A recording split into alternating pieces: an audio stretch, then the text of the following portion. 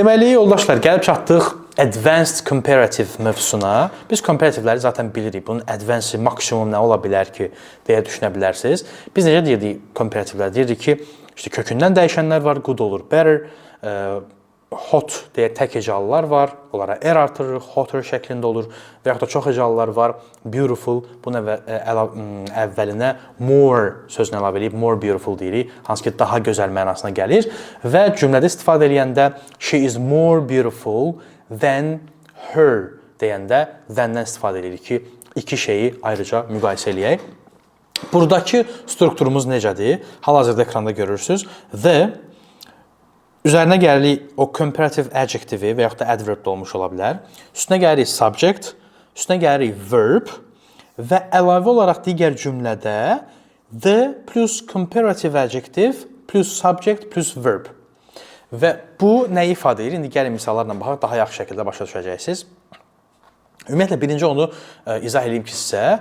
Bu iki cümlə var da, biz vergüllə böldük. Yəni, birinci cümlənin ikinci cümlə ilə mütənasibliyini göstərir. Yəni, birincidəki nəsə bir şey artdıqca, digərində də artır. Ya da orada azaldıqca, digərində də azaldığını göstərir. Məsələn, the more you study, the better your results will be. Yəni, nə qədər çox çalışsan, o qədər yaxşı nəticələrin olacaq. Çox çalışdığın qədər daha yaxşı nəticələrin də olacaq. Bir növ, əslində hərfi tərcüməsi belə olur. Amma bizim dilə tam şəkildə, belə deyək, əvəz tərcüməsi nə qədər çalışsan, o qədər də yaxşı nəticən olmuş olur. Növbəti misalımızda the harder he tried, the more frustrated he became. Nə qədər çox çalışdısa, o qədər də məyus oldu. Yəni, bu artdıqca o birisi şeydə, onun məyusluğu da artıb. Deməli, double comparativlər var. Double comparativlərdə iki xüsusiyyətli, belə deyək, sifətlərin, zərflərin bir-birinə nə qədər bağlı olduğunu və onların ikisini bir-birinə müqayisə eləmək olan, belə deyək, bir strukturdur. Bunun strukturu isə ekranda görürsünüz hal-hazırda comparative adjective və yaxud da adverb plus and plus yenə comparative adjective və yaxud da adverb olur. Misallara baxaq ki, daha yaxşı başa düşək. The situation is getting worse and worse. Yəni, situasiya get-gedə daha da pisləşir. Ya da ki, he's becoming more and more confident every day.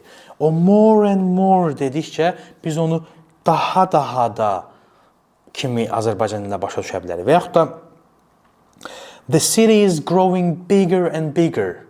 Bax, o and istifadə edib orada dediyimiz, təkrarladığımız adverblər və yaxud da adjektivlər həmin o şəhərin daha böyüdüyünü ifadə eləmək üçündür. Sonra aşağıda görəcəksiniz than-lə istifadə olanlar, hansı ki, siz artıq bunları bilirsiniz. As strukturları var, hansı ki, biz bunlar haqqında danışmışıq B1 səviyyəsində və yaxud da B2 səviyyəsində. Deməli, bir də dostlar, burada comparative clause var. O müqayisəli cümlələr deyək buna. Bunlar nələrdir? Misallarla baxaq. He is more talented than I ever expected. Yəni, o mənim gözlədiyimdən daha talantlıdır, daha istedadlıdır. Burada artıq iki şeyi müqayisə eləmirik tam da əslində. Çünki birində o daha istedadlıdır, ikincidə mənim gözlədiyimdən, mənim düşündüyümdən, yəni məsələn deyirik ki, you are more beautiful than I think. Yəni, mənim düşündüyümdən, əslində than I think deməyə gəlin, than I thought deyək, çünki əvvəl düşündüyümdən daha gözəl olmuş ola bilərsən. Burada artıq mənim düşündüyüm sən varsan, bir də hal-hazırki sən varsan. Yəni, sizin ikinizi sadəcə müqayisə edirəm ki, sən daha gözəlsən. Belə, cümlələrə baxdıqca daha yaxşı şəkildə başa düşmüş olacaqsınız. Hər dəfə videoda danışında düşünürəm ki, görəsən daha mı çox danışdım, daha mı sıxıcı oldu. Ona görə çox uzatmaq istəmirəm. Artıq siz advanced səviyyəsindəsiniz. Ümumiyyətlə, mən fikirləşirdim ki, advanced səviyyəsində çox da videolar çəkməyə ehtiyac yoxdur. Çünki insanlar özləri baxan kimi başa düşəcəklər. Çünki bütün materialları tam dərindən, keyfiyyətli şəkildə hazırlamışıq.